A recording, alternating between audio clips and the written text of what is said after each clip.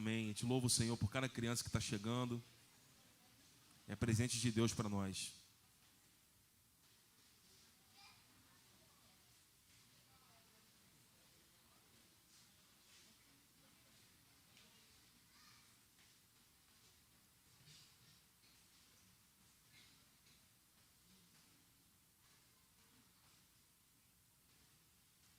Agora Carlos Magno conseguiu andar. Amém. Levante suas mãos, vamos orar pela vida do nosso irmão. Senhor, muito obrigado pela vida do seu servo. Muito obrigado porque ele tem sido instrumento nas suas mãos. E que a palavra que ele irá ministrar à igreja possa de fato tocar as nossas vidas. Nós precisamos urgentemente aplicar a tua palavra na nossa vida diariamente. E que essa noite os nossos corações possam ser marcados pela pregação do Evangelho. Louvado, engrandecido seja o teu nome. Amém e amém. Que Deus te abençoe, meu irmão.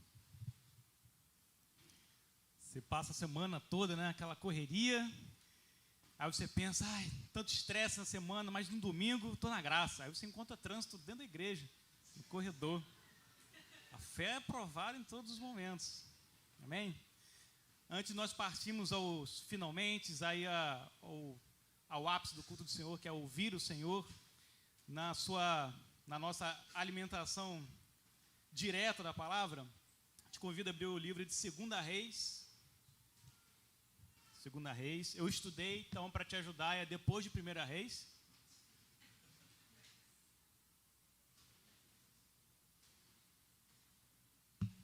Segunda Reis, capítulo 5.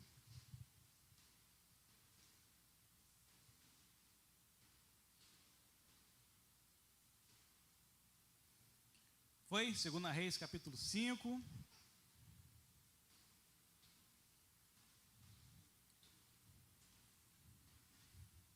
Encontramos? Achou? Está aí? Amém. Fugiu não? Amém. Então, que a graça e a paz do Senhor Jesus Cristo esteja conosco. Nós possamos aí dar continuidade ao culto ao Senhor.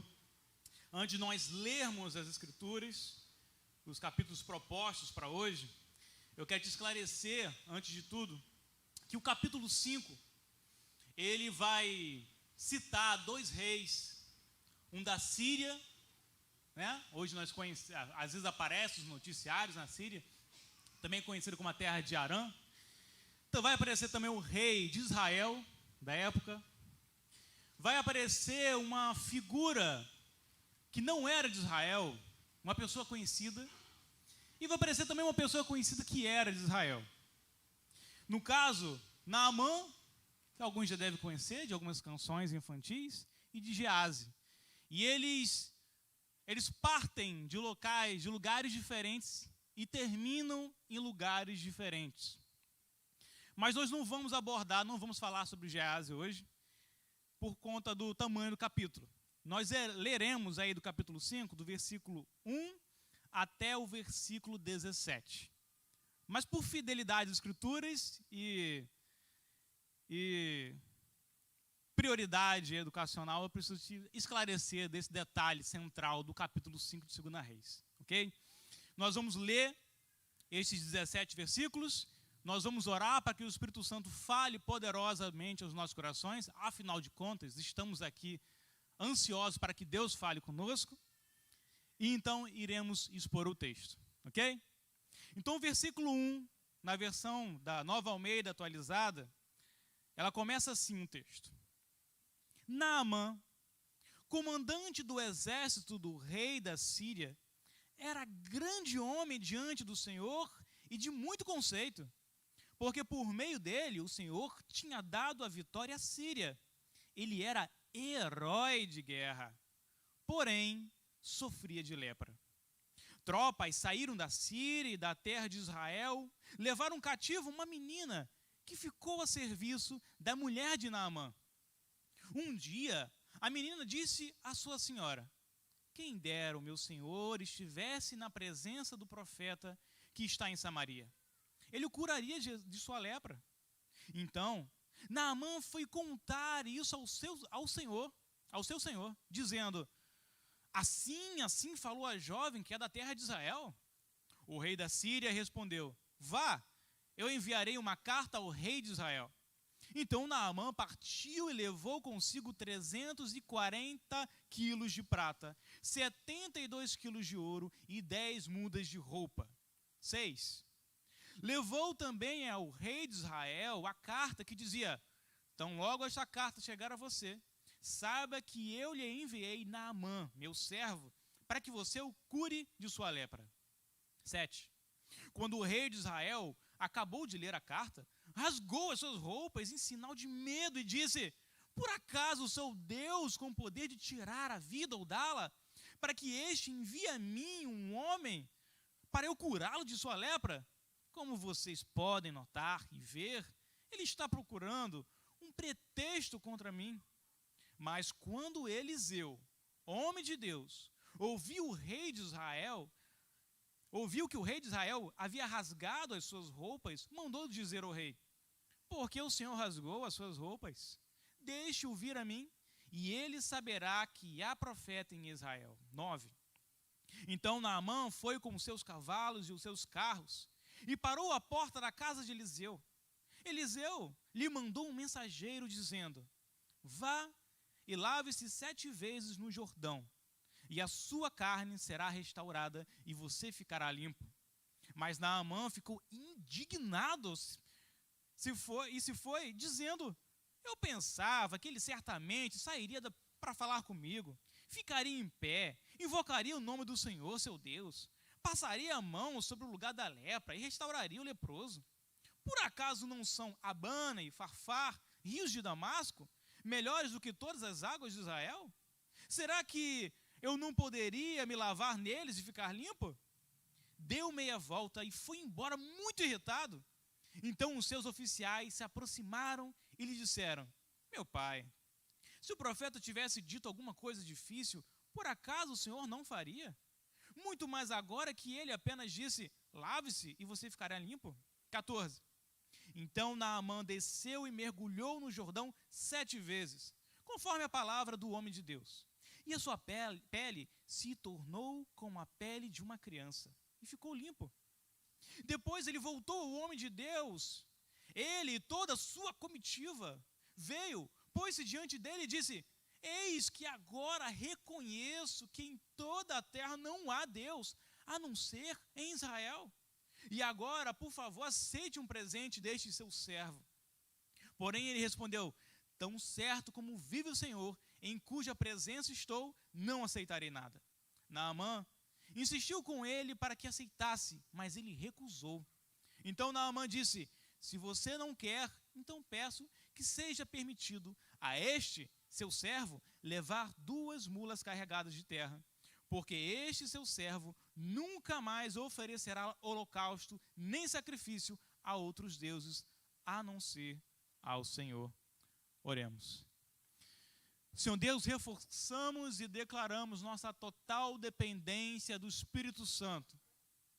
O Senhor sabe o que cada um tem passado aqui nos últimos dias. O Senhor sabe quais são as expectativas de que essas pessoas têm por estarem aqui esperando que o Senhor fale aos seus corações e suas mentes. O Senhor sabe, Senhor, que a reunião da igreja é mais uma vez um reforço e um anúncio de que Cristo é verdadeiro e está conosco. Oramos assim com a expectativa de que o Senhor fale conosco, em nome de Jesus. Amém. Um texto longo, poderíamos até ir mais longe, mas resolvi cortar a vida de vocês para vocês poderem jantar hoje aí, antes da meia-noite. Naamã, viu? Já memorizaram aí. O rei de Israel e mais uma pobre menina. Então perceba os detalhes, queridos. Nós tínhamos um homem que certamente passou por muitas coisas na vida. Certamente ele tinha muita história para contar. Nós poderíamos, vendo os detalhes da vida dele, os detalhes de quem ele era, a forma com que ele se referia, falava com as pessoas, o dinheiro que ele tinha, o respeito que ele tinha e a condição em que ele se encontrava, nós conseguimos imaginar com muita facilidade um homem sentado no seu sofá, olhando talvez um capacete dourado, de ouro, ornamentado. E enquanto ele segura aquele capacete, aquelas armaduras que simbolizam tudo que ele é, tudo que ele fez e lutou e sofreu, talvez ele passasse a mão naquele capacete, ou talvez hoje em dia ele olharia para a sua carteira, ou para os seus diplomas, ou para a sua fama, seja lá o que fosse, seja naquele tempo, no de hoje. Ele olharia e pensaria naqueles tempos bons, naquele tempo em que eu fiz isso, eu fiz aquilo, naquele tempo que era assim, que era assado. Só que ao mesmo tempo que ele olharia para esse capacete de ouro ou qualquer outra coisa, ele teria que encarar no reflexo, talvez não de um capacete por ele ser um soldado, mas talvez no espelho da sua casa, ao escovar os seus dentes ou pentear os seus cabelos, ele teria que encarar uma doença a que ele havia sido acometido. Aqui o texto fala de lepra, mas poderia ser qualquer doença de pele. E a gente percebe pela reação que o rei de Israel tem, que a expectativa que o contexto daquele tempo tinha, ao ver uma doença a qual ele tinha, se imaginava a morte. Então a doença que ele tinha, o problema que ele tinha, era perceptível, era doloroso, porque ele não era uma pessoa qualquer. Ele era o herói de guerra da Síria. Ele era uma pessoa que, enquanto antes de ser herói, ele poderia imaginar, eu serei um grande herói um dia, eu sofrerei, eu serei atacado por espadas, eu terei que exercitar-me, terei que carregar armaduras pesadas, ou terei que fazer cursos, terei que estudar muito, terei que suportar dificuldades em casa, dificuldades com as famílias, para que um dia eu seja o que a sociedade diz ser alguém. E eu darei tudo da minha vida para ser esse alguém, para ganhar respeito, para ganhar fama, para ganhar bens materiais. E esse seria talvez o que nós diríamos um alguém. Mas ele se encontrou numa situação, especialmente para alguém com tanto apreço, a estética, a sua fama, ele não conseguia olhar para o seu espelho sem que ele tivesse que encarar a realidade onde ele se encontrava. Ele tinha uma doença. Poderia ser uma outra condição, seja financeira, seja moral, seja familiar, seja de perigo da sua vizinhança, seja de ansiedade, seja de depressão. O ponto é que o que ele tinha de mais precioso era o que ele aparentava ser. E a doença, o mal que lhe recaiu, lhe retirava o que ele mais amava, o que ele mais apreciava, o que ele tinha de mais riqueza, que era o seu respeito e que também lhe trazia dinheiro. Mas num outro momento, o texto ele dá um pequeno intervalo para dizer que houve um dia em que a Síria atacou Israel, e nesse período aqui não estava tendo problemas com Israel, mas teve muitas vezes. E um dia, Síria atacou Israel e levou uma menina. Não sabemos o nome dela. Mas sabemos que essa menina, que não era o herói da Síria, não era um homem rico, ela tinha o que esse homem mais precisava. De certa forma, essa pobre menina que havia sido raptada e se tornada escrava, como muitos se tornavam escravos na época, após guerra, ela tinha uma riqueza que aquele rico homem, em sua pobreza, não imaginava ter, que era a fé. E ela teve empatia, porque o sofrimento que este grande herói tinha não era pouco. O texto não diz que ele deixou isso claro para todos, mas as pessoas olhavam para ele e percebiam. Às vezes você lida com dificuldades e lida com problemas que você pensa que ninguém está percebendo, mas todo mundo percebeu. Às vezes você carrega problemas em que você não busca ajuda, você os guarda para você porque você, ainda que você pense que não, você ainda se acha muito. Eu não vou me humilhar, me expondo para outra pessoa, Eu não vou pedir ajuda, porque eu não preciso de ajuda de ninguém. Eu não me arrependo de nada que eu fiz na vida. Mas as pessoas em volta estão percebendo. Mas, infelizmente, muitas das vezes nos falta uma pessoa com empatia e coragem de uma guerreira que aquela pobre menina tinha. E nós lemos no versículo 3. Um dia a menina disse à sua senhora: quem dera o meu senhor, o herói, estivesse na presença do profeta que está em Samaria. Ele o curaria da sua lepra.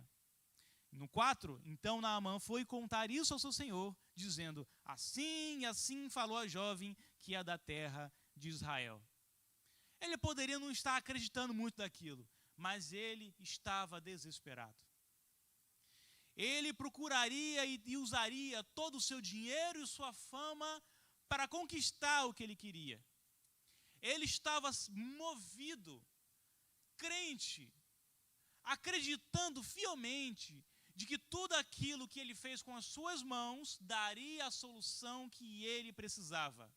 Então ele usaria o seu prestígio para falar com o rei da Síria, e ele carregaria o seu ouro e roupas para comprar aquele tal profeta que nós conhecemos como Eliseu. E ele foi até lá. E o rei entregou-lhe uma carta para que ele fosse dar a sua credencial. E no versículo 7 nós lemos: quando o rei de Israel acabou de ler a carta, rasgou as suas roupas em sinal de medo e disse: por acaso sou Deus com poder de tirar a vida ou dá-la, para que este envie a mim um homem para eu curá-lo de sua lepra?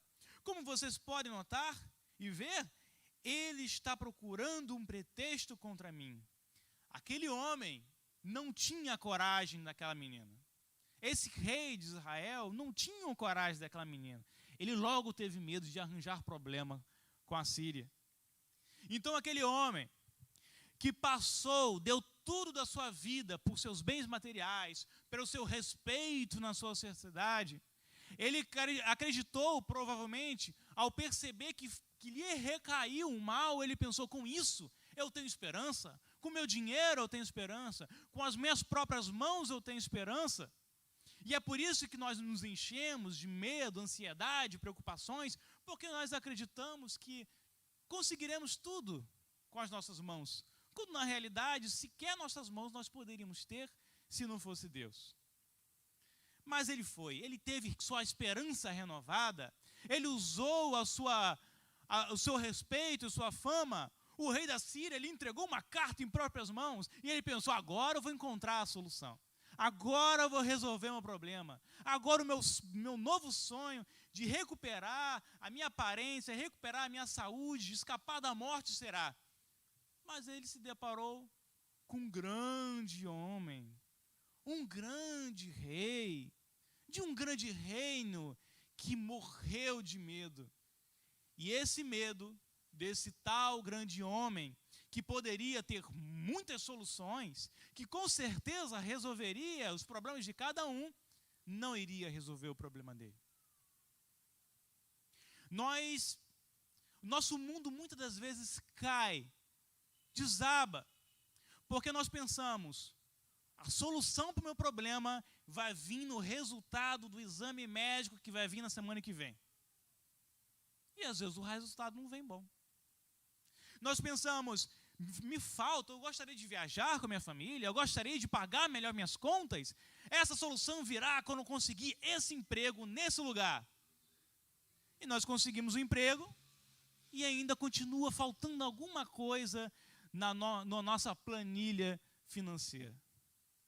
Se eu morar para esse lugar, sim, eu vou ser feliz. Se eu encontrar esse relacionamento, eu vou ser feliz. Se eu for arranjar um carro, eu vou ser feliz. Se essa pessoa sair daqui da minha rua, eu vou ser feliz.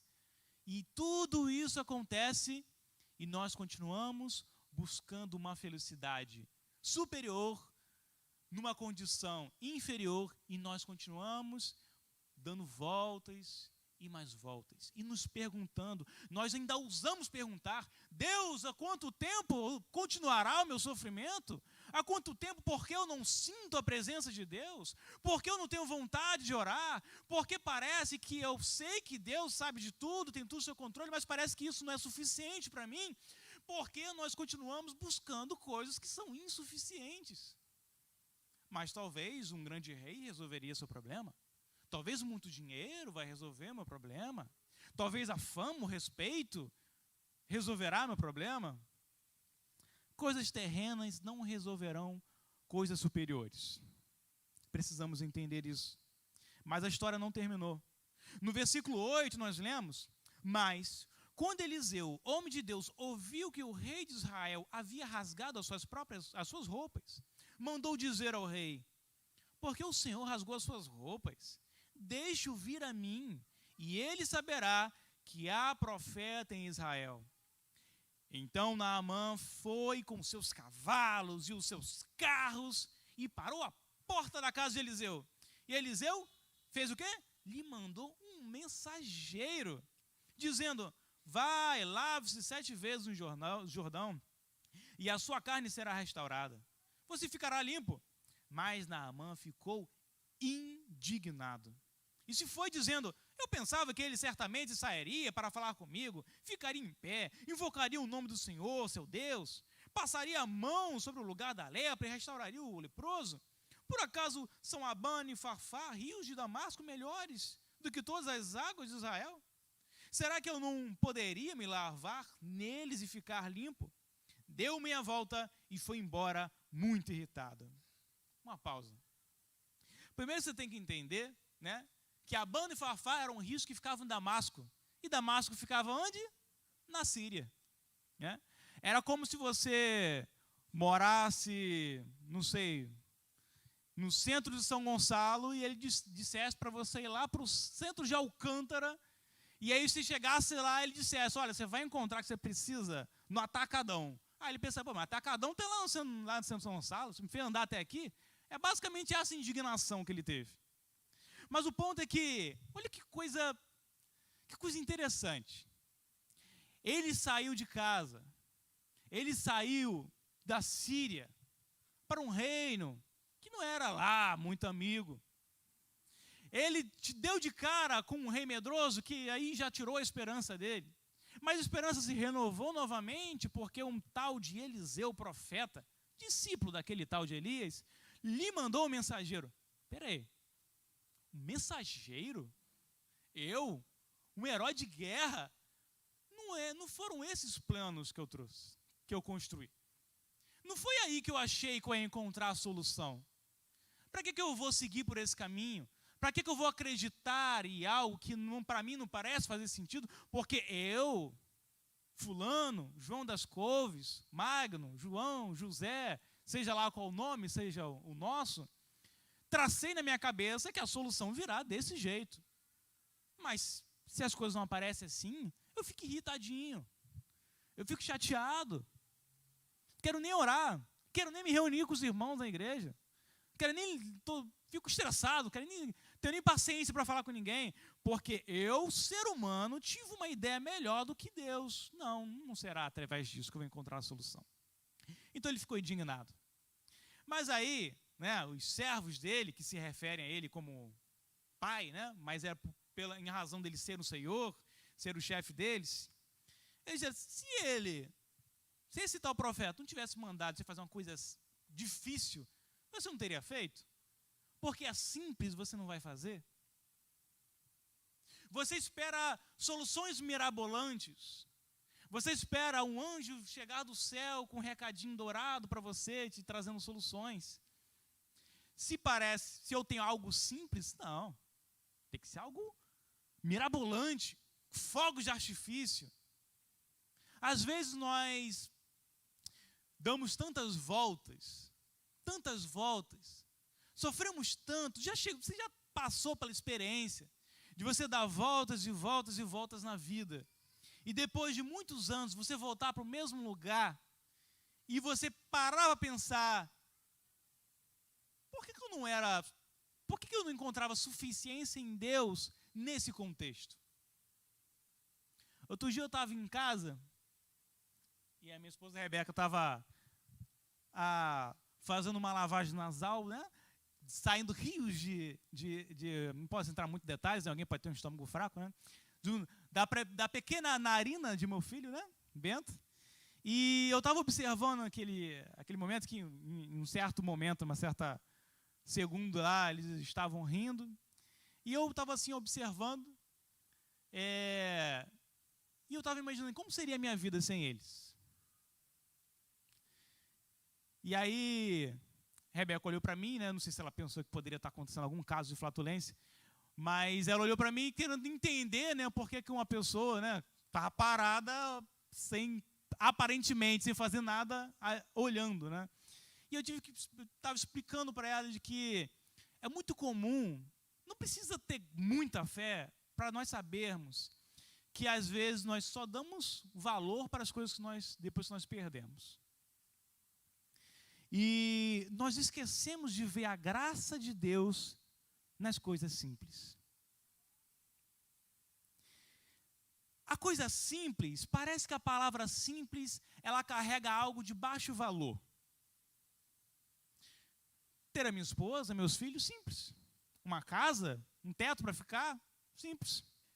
Uma água para beber, simples. Experimenta ficar sem essa coisa simples. Experimenta estar o teto da sua casa caindo sobre você. Experimenta uma próxima chuva forte em São Gonçalo, inundar a sua casa e você perder os seus móveis. Alguns de nós já passamos por isso. Experimenta ter que se despedir de pessoas queridas. Muitos de nós já passamos por isso. Experimenta você ter que ficar afastado das pessoas que você ama por uma série de opções, de circunstâncias. Coisa simples. Se Deus quando Deus nos devolve coisas simples, nós percebemos que são as coisas mais ricas que nós poderíamos fazer. E que nenhum rei poderia nos dar. Nem toneladas de ouro poderia nos dar. Nem uma fama de um herói, de um jogador de futebol, de um grande empresário poderia nos dar. Existem tantas coisas que Deus colocou na sua mão, de tanto valor, mas que você esquece com tanta frequência esse valor. Coisas que, se você lhe fossem tiradas, você estaria no pior dos mundos. E se lhe fosse lhe devolvida, você seria a pessoa mais alegre do mundo. Talvez você espere, para ser feliz, que alguém venha nesse púlpito e rode 5 vezes em 360. Talvez você espere que alguém venha aqui e te diga que você vai ficar milionário. Talvez, para você ficar feliz, você espere que alguém diga que você vai se mudar. Você vai para Barra Tijuca e vai morar numa cobertura com uma piscina enorme. Talvez você esteja esperando alguém chegar aqui e dizer para você, você nunca mais terá problemas. Com certeza a sua casa ficará ótima. Talvez você esteja esperando alguém te dizer, sabe aquela doença que você tem? Você perderá ela esta noite. Talvez você esteja com muitas coisas mirabolantes, mas às vezes Deus é tão sábio e poderoso que, por misericórdia, apesar da nossa ganância, mesquinhez e falta de sensibilidade para a graça de Deus que nos recai dia após dia, Ele nos dá a oportunidade nesta noite de te dizer, olha ao seu redor. O que você tem que, se lhe fosse retirado, você estaria mais triste do que esse homem com essa lepra? Mas que, se lhe fosse devolvido, você esqueceria por alguns minutos todos os seus problemas. Sabe qual é o nome disso? Graça de Deus. Porque você não comprou isso de Deus. E nem poderia comprar. Mas Ele resolveu fazer isso. E aí o texto ainda continua.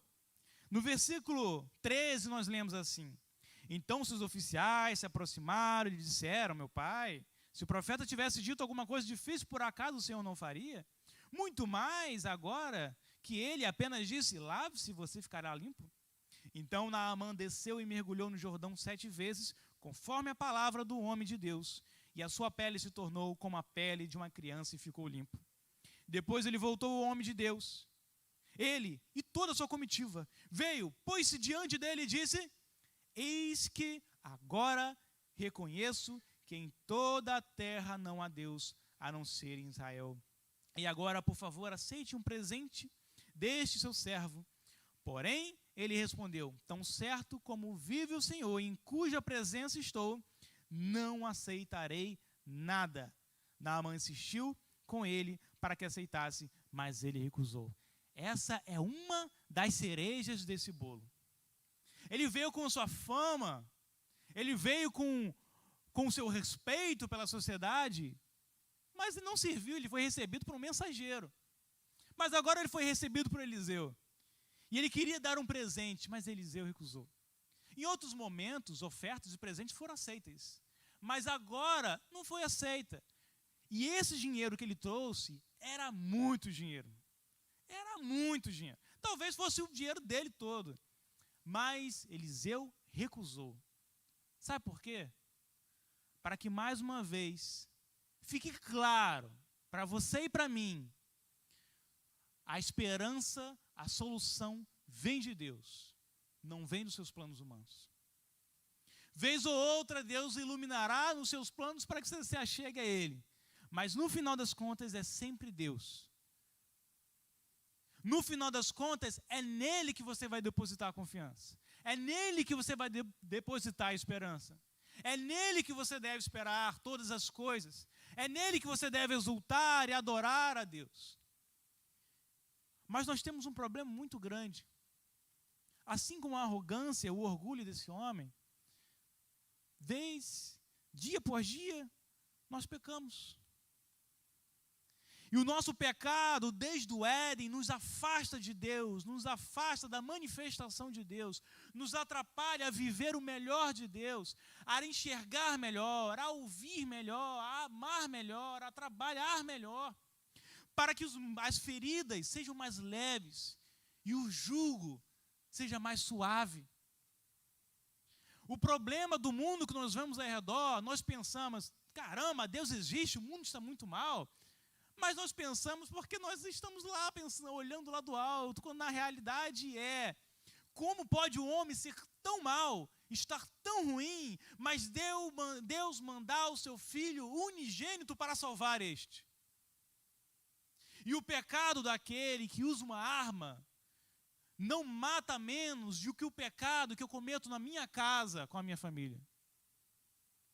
O pecado que explode uma nação na Europa, no Oriente, não condena mais uma pessoa ao inferno menos do que o pecado que eu cometo no meu trabalho, numa fofoca, no desrespeito, na falta de coragem de pedir perdão. Nós estamos perdidos. Eu acho que talvez você esperaria nesse momento que eu trouxesse uma mensagem para você ficar muito alegre, contente. E isso existe, mas neste segundo eu preciso dizer, olhando para o nosso cenário mundial, local, municipal, estamos perdidos. Humanamente, nós estamos perdidos. O seu pecado vai te comer vivo de dentro para fora. A sua vontade de aparentar ser forte, bonito e poderoso vai te corroer e vai fazer com que você tome escolhas erradas, igual como Naamã havia cometido. Nós pensamos que Naamã era muito pior que nós, mas não é.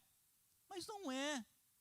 A palavra está aqui, a revelação está aqui, mas chega no domingo, adoramos a Deus, e na segunda nós já esquecemos, na terceira a gente já não ora mais, na quarta a gente já está xingando alguém, na quinta-feira a gente já está se corrompendo por algo, no sábado a gente está sonhando as mesmas coisas que as pessoas que não amam a Deus sonham.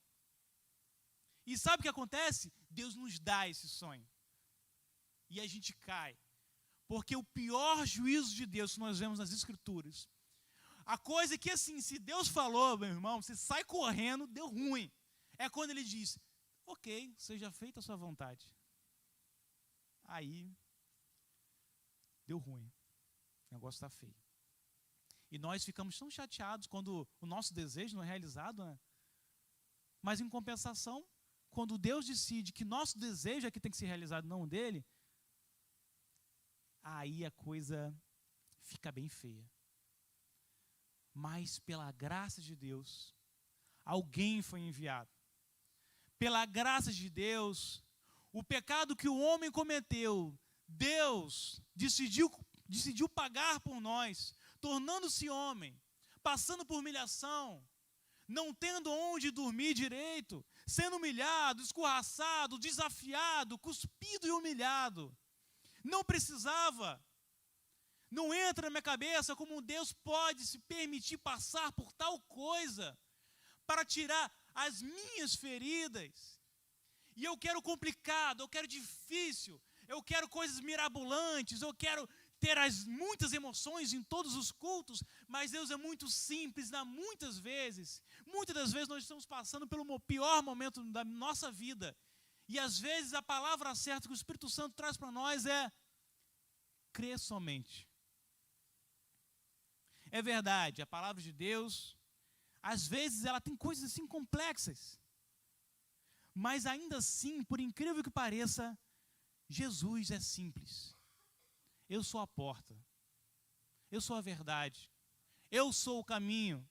Se você ouve essas palavras, se você percebe que precisa de Deus, se você percebe que não enxerga bem, não ouve bem, se você percebe que esse mundo é maior do que você, maravilha, vá ao bom pastor, porque ele é maior do que todas as coisas e ele não deixará ninguém para trás. Seja o que vier, seja qual problema venha, seja saúde, seja financeiro, seja psicológico, em Deus encontraremos a resposta. Porque se não encontrarmos a cura agora, encontraremos na eternidade. E a eternidade não será 50, 100 anos de vida, será toda a eternidade, no regozijo superior, na maravilha da graça de Deus, que será estar plenamente na presença de Cristo Jesus, depois do Cordeiro vivo, limpo, santo, depois da sua obra magnífica de séculos e séculos, que continua reunindo sua igreja hoje aqui, estará para receber você, meu irmão. A sua graça é tão grande. Você percebe a graça de Deus na sua vida? Você percebe que as coisas, as pessoas que estão com você são graças de Deus? Um dia, você conhece amanhã? Você sabe o que vai acontecer amanhã? Hoje pessoas estão chorando que perderam pessoas queridas. Hoje pessoas perderam negócios. Hoje pessoas perderam casa. Hoje pessoas perderam filhos, pais, mães. Mas alguma dessas coisas o Senhor te deu. E adivinha, você não as comprou. Deus te deu, pela graça dEle. Então quero te convidar a se levantar, se você puder, se você desejar, para que nós oremos ao Senhor, para que nós agradecemos ao Senhor. Eu já tenho hábito e eu quero te sugerir que você feche os seus olhos neste momento. Eu gosto sempre de reforçar que esse pecador, que esse pregador ruim não atrapalhe uma coisa que você deve fazer: ir em direção a Deus. Ore como se fosse a sua última oração, porque pode ser. Ore porque o Espírito Santo está aqui nos reunindo hoje, cada pessoa, histórias diferentes, casas diferentes, dores diferentes, mas todos nós temos dores. E sabe de uma coisa, Cristo sofreu todas as dores junto conosco. Ele não assistiu de longe, Ele está perto de nós. Então feche seus olhos, ore a Deus, faça sua própria oração. Daqui a alguns segundos nós oraremos juntos, mas eu quero te sugerir, fale com Deus. O que você tem passado? Não fuja dos seus problemas, coloque diante de Deus. O que foi pregado hoje? O que essa palavra está dizendo a você?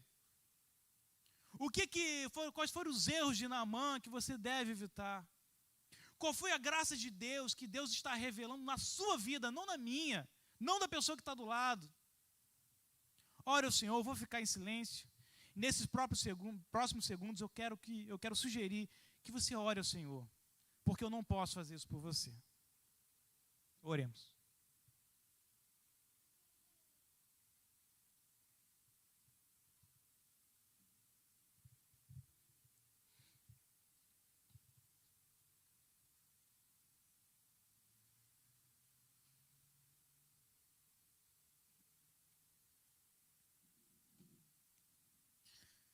Senhor Deus, o Espírito Santo é que sonda os corações. Deus está neste momento, Senhor, nós acreditamos que o Senhor está olhando e ouvindo as nossas orações. Nós sabemos, Senhor, que o Senhor nos abraça nesse momento.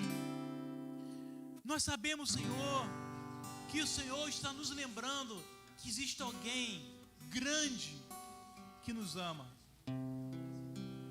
Nós sabemos, Senhor, que enquanto eu faço essa oração, existe alguém chorando, esperando pela tua misericórdia. Enquanto eu conduzo a igreja, a oração, Deus, nós sabemos que o Senhor ouve uma oração aqui, que percorre todo o corpo, todos os nervos, do pé à cabeça, pedindo para que o Senhor traga um milagre. Nós sabemos, Deus, que existem pais, mães preocupados com filhos, existem irmãos preocupados de como vão perdoar aqueles que lhes fez mal. Nós sabemos, Deus, que o Senhor está ouvindo uma oração neste momento, que pede para que o Senhor traga uma solução. E nós pedimos, Senhor, que o Senhor recupere a coragem em nossos corações, o fôlego de vida, por acreditarmos que o Senhor dos céus e da terra está conosco, que nos seja relembrado que nenhuma dor deve nos impedir de adorar a Deus, que nenhuma tristeza deve nos impedir de sorrir por percebermos a graça de Deus. Obrigado, Senhor, pelo que nós temos. Obrigado porque o Senhor é vivo, forte, eterno, eficaz. É o verbo vivo que se encarnou e está entre nós. É o Espírito Santo que anima, nos traz o ânimo que nos havia sido roubado. É aquele que era perfeito, alvo, excelso, o nosso Deus, o nosso Pai, o Filho de Deus, o unigênito, o Espírito que parava no